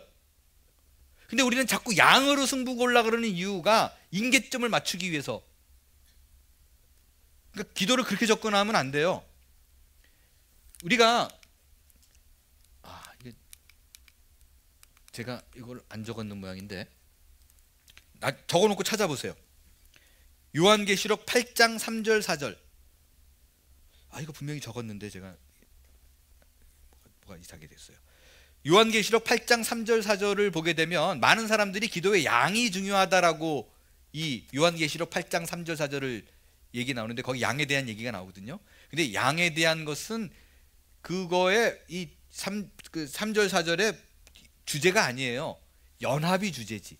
많은 사람들이 합하여 그 양을 이룬다라는 연합에 대한 의미이지 개인 기도로 양을 채운다라는 뜻이 절대로 아닙니다.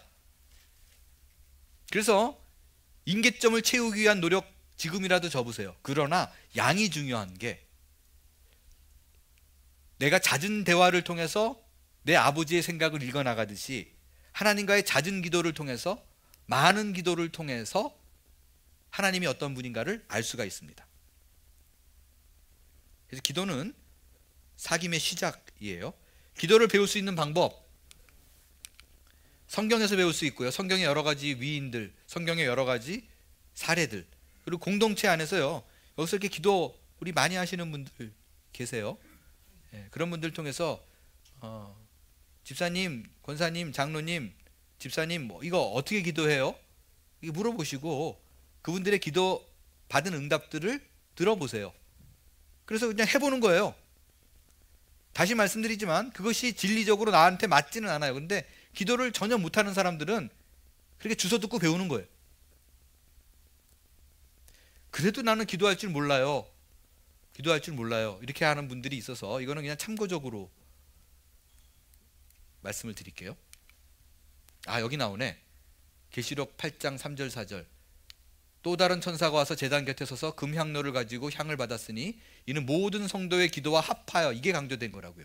보좌 앞 금제단에 드리고자 함이라.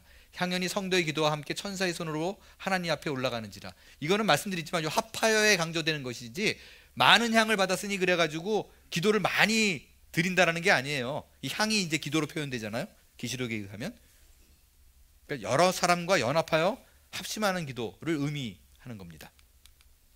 자, 그냥 이거는 제가 성경 말씀 그냥 안 찾아보고 시간이 너무 많이 가니까 그래도 기도를 못 하겠어요. 그러면 이렇게 보통 하죠. 처음에는 찬양하고 하나님을 찬양하고, 두 번째는 주님 감사합니다. 감사의 거리를 찾고, 세 번째가 컨페션이죠. 자백, 죄의 자백을 하고, 그 다음에 누군가를 위해서 내가 딴 타인을 위해서 기도해주고, 그 다음에서 비로소야 나의 필요를 구해라. 이런 거를 보통 이제 다시 말씀드리지만 기도는 대화이기 때문에 꼭 아들이 나를 찾아오자마자 아버지 감사한데요. 그 다음에 내가 죄를 진 게 있는데요. 이렇게 이렇게 할 필요는 없잖아요. 그냥 급한 대로 말을 하면 되지만 그래도 기도의 훈련을 한 번도 안 해본 사람들은 이렇게 그냥 샘플을 좀 드리는 거예요. 다 이거 외우기 너무 어려워요. 그러면 어떻게 외우면 돼요? 예, 맞습니다. 첫자, 중간, 찬감자, 중간, 그렇게 외우면 돼요. 다시 말씀드리지만 이거는 그냥 샘플이에요. 예. 항상 중요한 건 하나님에 대한 확신에 찬 교제, 그것이 중요합니다.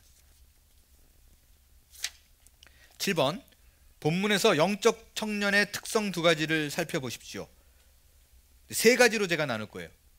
첫 번째가 14절에 강하다. 청년기에 있는 친구들은 이제 대적할, 누군가 붙어서 싸울 수 있는 힘이 있어요.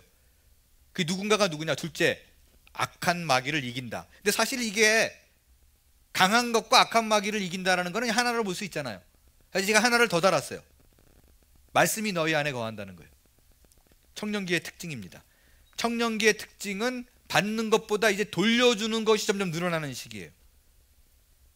유혹으로부터 승리를 하고 하나님의 자녀다운 삶을 살아내고 죄에 대해서 이길 수 있는 힘이 있고,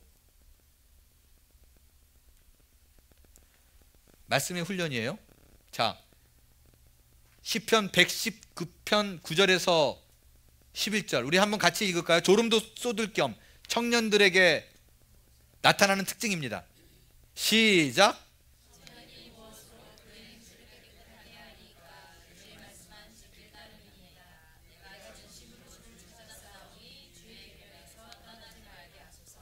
내가 주께 범죄하지 아니하려 하여 주의 말씀을 내 마음에 두었나이다. 예, 그렇습니다.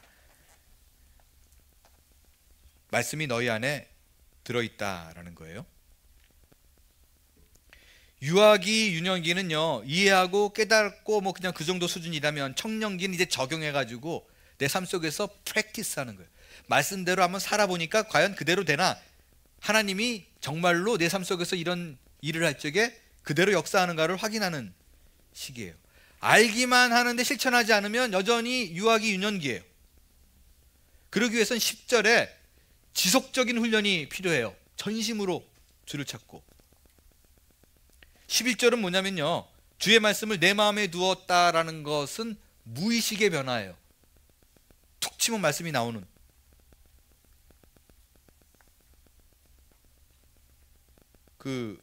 여러분, 이 땅에 존재하는 생물체 중에 IQ가 제일 높은 게 뭘 것 같아요? IQ가 제일 높은 생명체, 사람이면 제가 이렇게 안 물어봤겠죠? 뭐일까요? 강아지? 그럼 개보다도 깜짝 놀랄 결과를 말씀드릴게요. 벌레예요.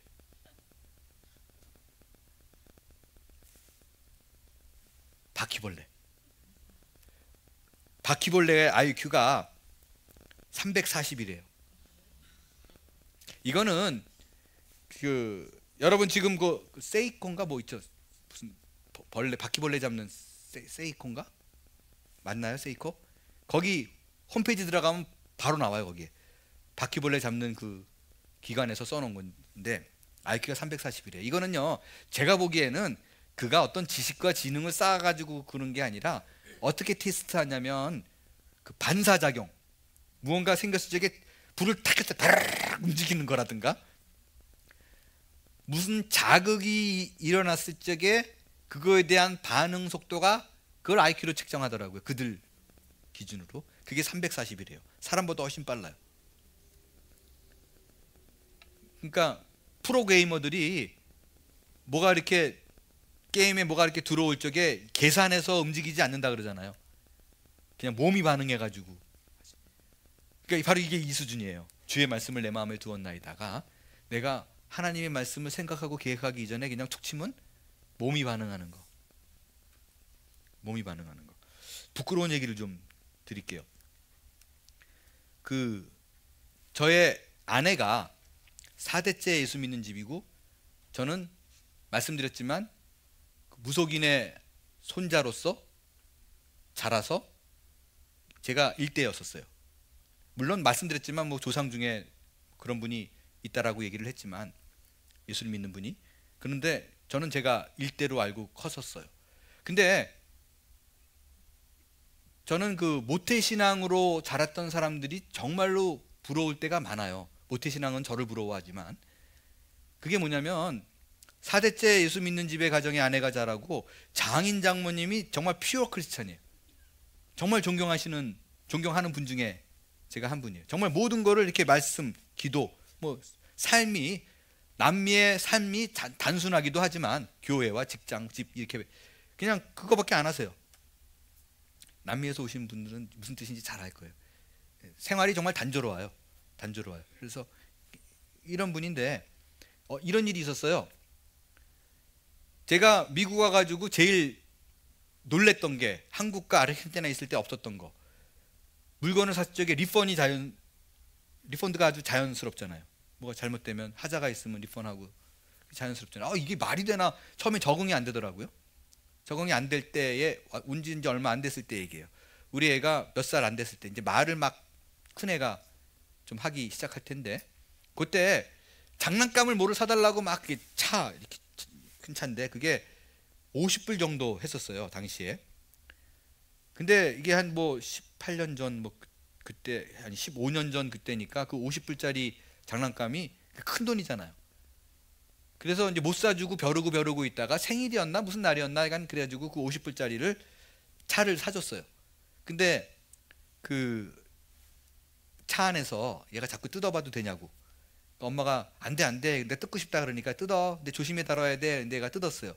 그리고 애가 신이 나니까 차에서 내려가지고 집에 막 문 열고 들어와가지고 막 이러고 들어오다가 그걸 퉁 떨어뜨렸는데 범퍼가 툭 떨어져 버렸어요. 그러니까 이제 애 엄마가 얘를 때려잡더라고요. 와!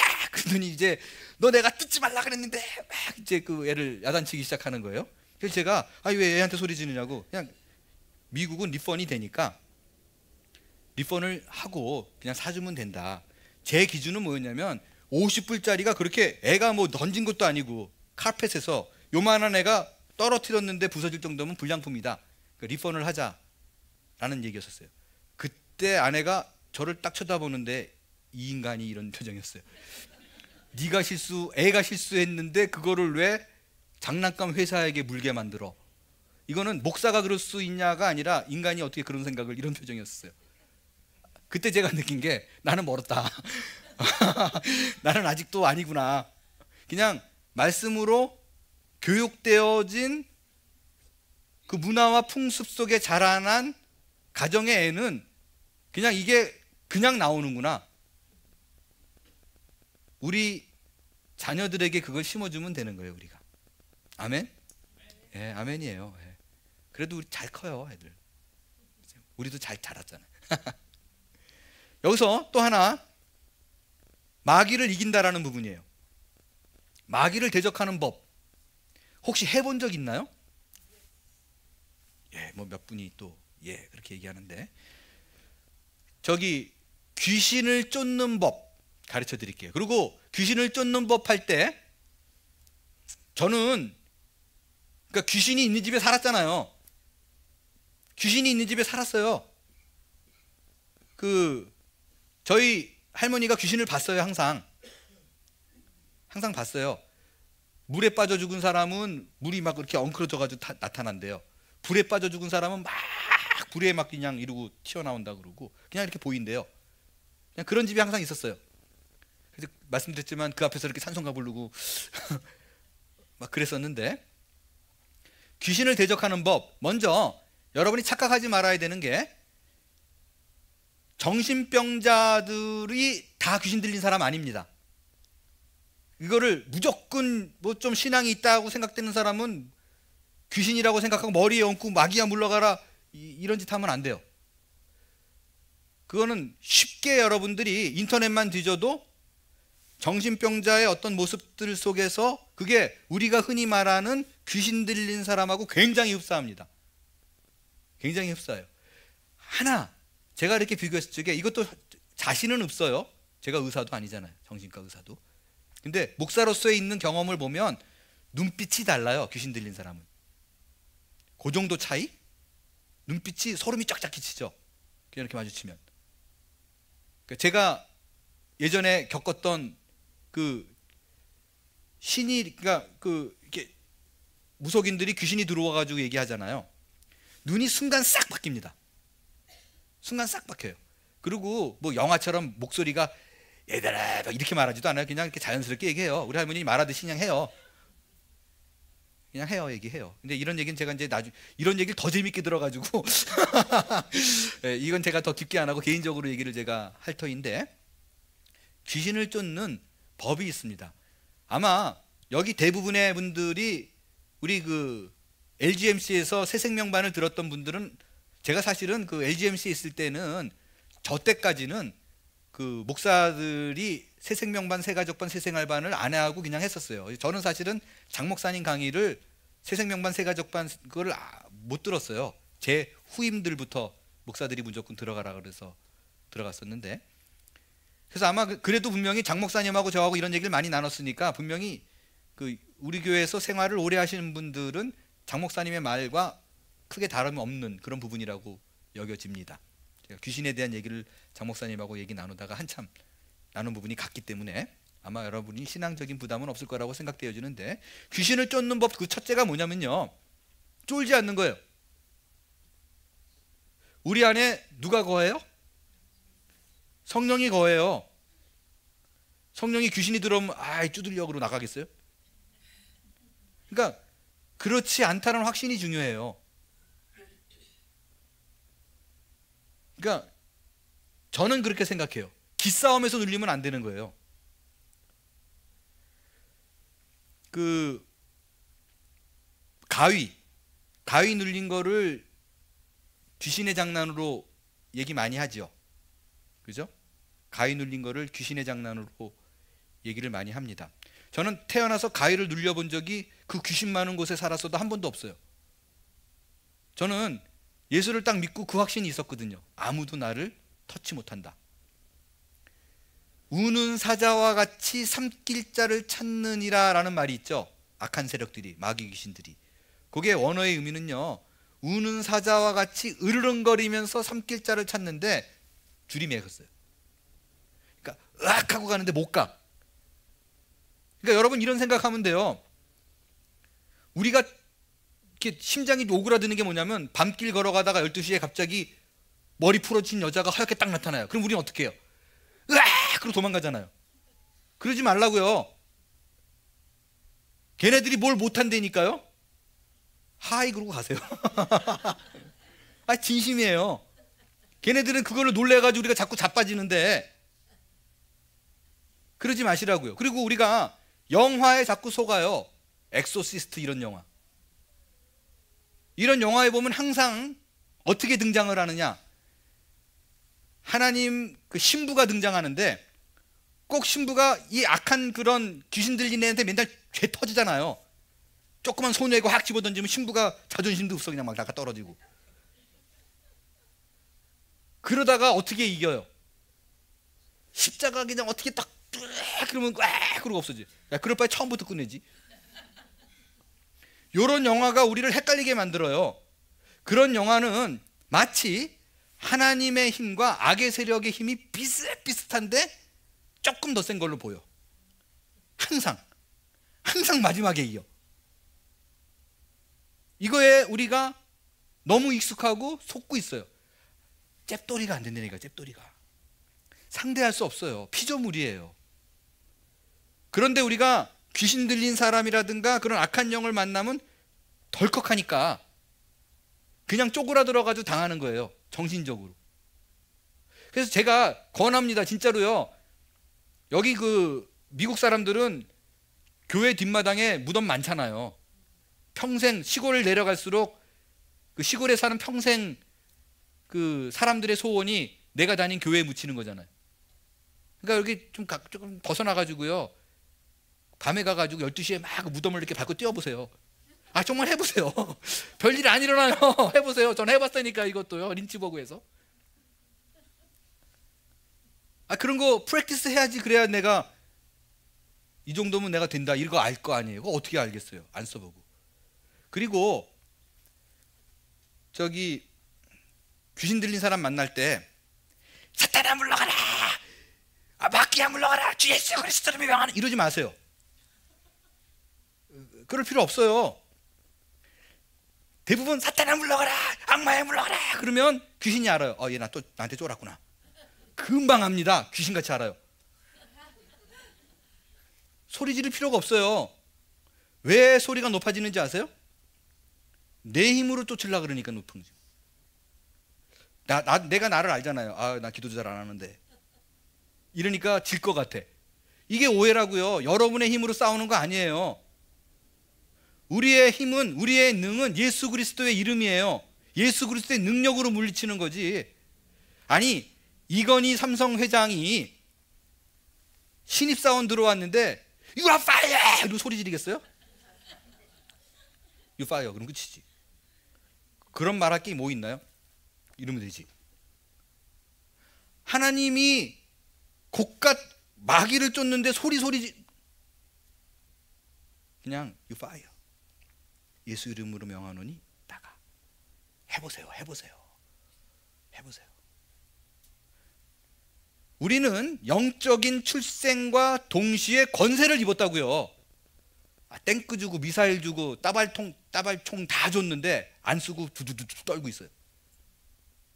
그게 영락 없는 우리의 모습이라고요. 그래서 기도와 금식교회에는 이런 능이 나지 않는다. 하나님의 힘으로 하는 거예요.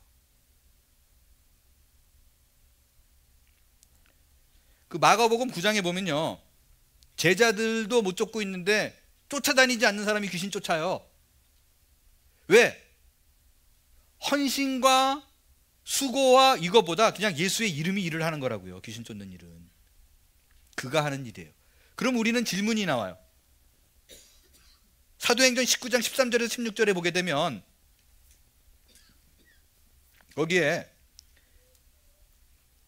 제사장 두 아들이 귀신을 쫓으려고 그러니까 내가 바울도 알고 예수도 아는데 너는 누구냐 그러고 덤비잖아요. 그죠? 그럼 이건 어떻게 된 거냐? 이거 잘 들으세요. 저는 그거를 이렇게 봅니다. 예수 그리스도를 부적처럼 사용하면은 능이 없어요. 예수 그리스도를 부적으로 여기는 것이 아니라 하나님의 아들을 믿는 믿음이 그 일을 하게 하는 거예요. 그래서 제자들처럼 쫓아다니지 않는 사람일지라도 하나님의 아들인 걸 믿음이 있으면 쫓는데, 부적처럼 그냥 예수를 하나의 상징으로만 여기면 덤비는 일이 있을 수 있다는 거예요.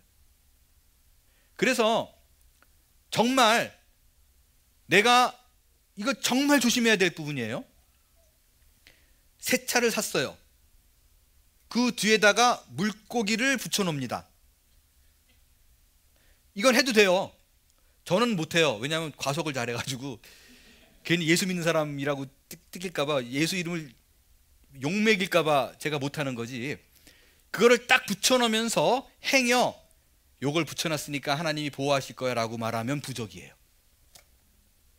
그 일이 그 일을 행하게 하지 않는다고요. 믿음이 그 일을 행하게 해요. 예수의 이름을 부적과 신부가 보여주는 십자가처럼 행하려고 하면은 똑같이, 야 내가 예수도 알고 바울도 아는데 넌 누구야? 일이 벌어져요. 그러나 확실하게 그리스도의 능력, 그가 하나님의 아들이고 내 안에 성령님이 존재한다라고 확실히 믿는 사람은 팔짱 끼고 너 가 그래도 돼요. 믿음이 그 일을 하게 만드는 거예요. 자, 8번. 우리는 어떻게 강해질 수 있으며 어떻게 영적 승리를 경험할 수 있을까요? 말씀 묵상에 대해서, 그것은 하나님의 말씀이 우리 속에 거하여 살아 움직일 때만 가능합니다. 그게 답이에요. 적으세요. 하나님의 말씀이 우리 속에 거하여 살아 움직일 때만 가능합니다. 이 부분을 좀 볼게요. 보통 다 배운 거죠, 여러분들. 묵상하고 암송하고 공부하고 읽기하고 듣기. 근데 여기 하나 손목이 있죠? 적용하기.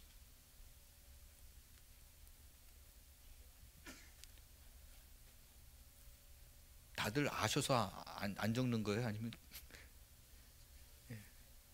나중에 가져가세요, PPT. 묵상.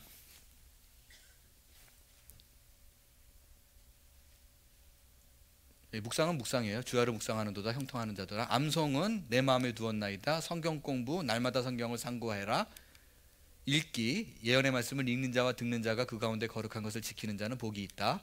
경청, 그러므로 믿음은 들음에서 나며 들음은 그리스도의 말씀으로 말미암아니라. 듣는 게 굉장히 중요합니다. 그 다음에 경청에 듣고 지키는 자가 복이 있다라고 그러고요. 적용하기는 실천하는 자니라고 되어 있습니다. 누구든지 말씀을 듣고 행하지 아니하면 그는 거울로 자기 생긴 얼굴을 보는 사람과 같아서 제 자신을 보고 그 모습이 어땠는지를 꼭 잊어버리리. 그러니까 말씀을 배웠으면 실천해 보라고요. 오늘도 제가 두 차례 practice 얘기할 때 그냥 가만히 있지 말고 해보세요. 그리고 이 적용하기를 할 때는 그러니까 그리스도의 푸른 계절이 오게 합시다 이렇게 거창한 거 하지 말라고요. 그런 거는 그냥 선택된 몇 명, 나는 그 일이 아니다 이렇게 생각하고, 오늘 내가 그냥 할 수 있는 일을 저 미워 죽겠는 저 보스에게, 저 상사에게 내가 커피를 웃으며 타줄 수 있는 힘을 주세요. 그런 거 하시라고요. 자녀에게 숙제를 안 해도 잘했다라고 말할 수 있는 입술을 지켜주셔서 뭐 이런 거. 내 남편에게 따뜻한 차 한 잔을 갖다 주며 사랑해라고 고백할 수 있는 힘을 주셔서 이런 게 적용하기예요.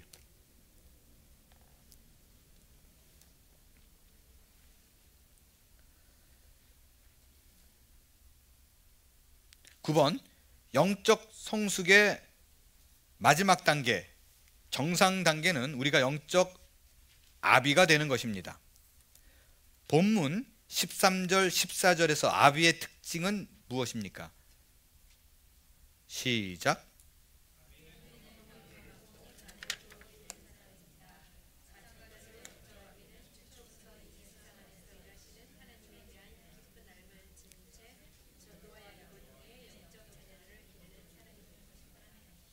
예. 태초부터 계신 이를 안다는 거예요. 여러분, 창세기 1장 1절 뭐예요? 시작. 다시 시작. 태초에 하나님이 천지를 창조하시니라가 못 믿어지면 아비 아니에요. 태초에 하나님이 천지를 창조하시니라가 믿어지면 다 믿을 수 있는 거예요. 여러분,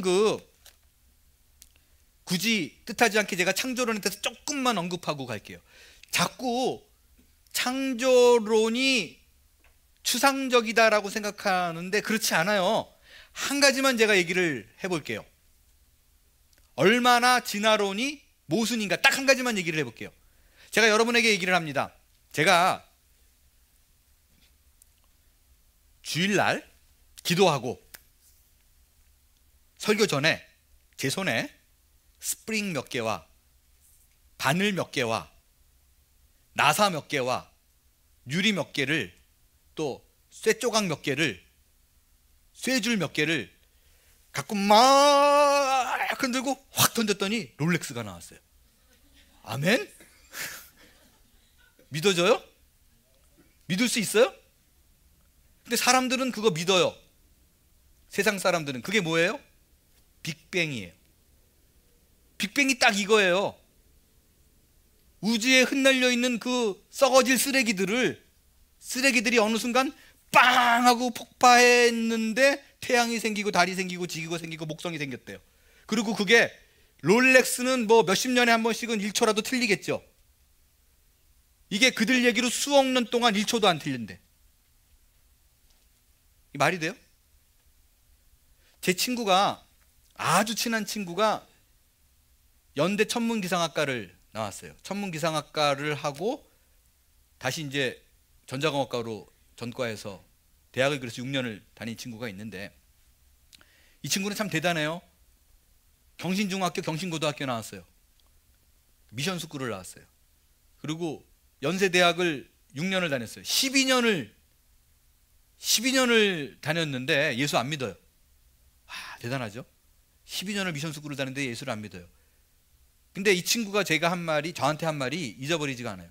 제가 이제 전도하려고 하나님에 대해 얘기를 자꾸 하면 창조론까지 갔어요. 근데 얘가 뭐라고 얘기하냐면, 천문기상학을 한 사람들의, 정확히 제가 숫자는 약해가지고 한 7, 80%라고 그랬던 것 같아요. 어쩌면 더 높을 수도 있어요. 그 높은 숫자의 사람들이 사실은 하나님은 믿지 않더라도 조물주는 믿는데요. 별을 들여다보고 이 별이 움직이는 거, 그 모든 것들을 공부하다 보면 이건 누가 만들었구나 이렇게 생각한대요. 이게 저절로 이렇게 될 리는 분명히 없다. 이거는 조물주가 분명히 뜻 가운데 의도적으로 누군가가 만들었다라고 조물주는 믿는데요. 근데 그 조물주가 네가 말하는 하나님인지는 모르겠대. 창세기 1장 1절이 믿어지면 다 믿어지는 거예요.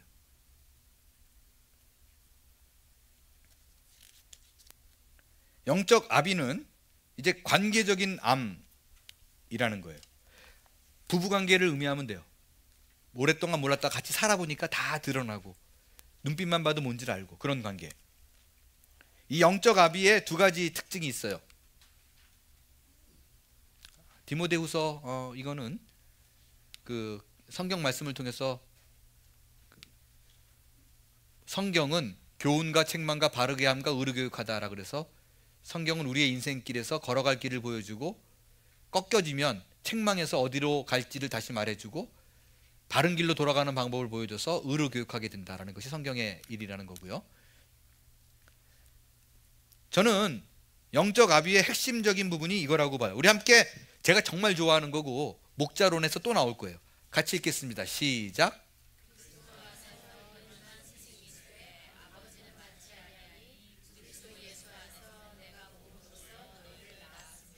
청년기 때는 가르치려고 그러고 지도하려고 그러고 아니면 야단치고 이럴 수 있어요. 내가 누군가를 키워내야 되겠다는 막 열정과 불타는 정이 있을 수 있어요. 근데 영적인 아비가 된다는 거는 이제 자녀가 생기는 거예요. 선생이 아니라 아비로서의 역할을 감당하는 거예요. 상대의 건강을 걱정하고, 상대의 가정을 걱정하고, 상대의 영적인 상태를 걱정하고, 무조건 원망하는 자를 끌어안을 수 있는, 그러거니 하는 것, 그게 바로 영적 아비의 수준입니다. 그러니까 경험이 많다는 것과요, 자녀를 기르는 사람입니다. 그래서 우리가 세가족반의 핵심은 뭐냐면요, 이 과정을 통해서 받아먹는 자에 그치는 것이 아니라 내가 누군가를 책임질 자로 거듭나는 거예요. 거기까지 성장하는 거예요. 특별히 한 영혼을 내가 책임질 수 있다면, 한 영혼에 대한 끊임없는 관심이 있다면, 우리 교회도 그런 분들 꽤 많아요. 젊은 분들 중에서 누가 교회를 안 나온다, 못 나온다 그러면 일부러 데리고 가가지고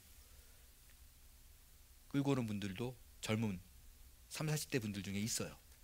그럼 그분들은 아비라고 나는 봐요. 오든지 말든지 이러면 아직도 내가 유년기 유아기예요.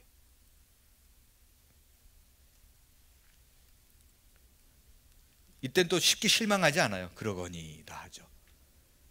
자, 경건의 시간 중요성, 요거 제가 쉽게 좀 단순하게 좀 하고 마칠 거예요. 큐티의 핵심적인 부분, 저는 큐티를 정말 너무 안타깝게 바라보는 제 시각이 있어요. 이거는 개인적인 얘기예요. 성경이 말하는 얘기가 아니라 개인적인 얘기입니다. 그리고 한몸교회 담임 목사로서 여러분에게 부탁드리고 싶은 것이 있어요. 큐티를 하겠다라고 마음먹는 순간 제발 부탁인데 성경 공부하지 마세요.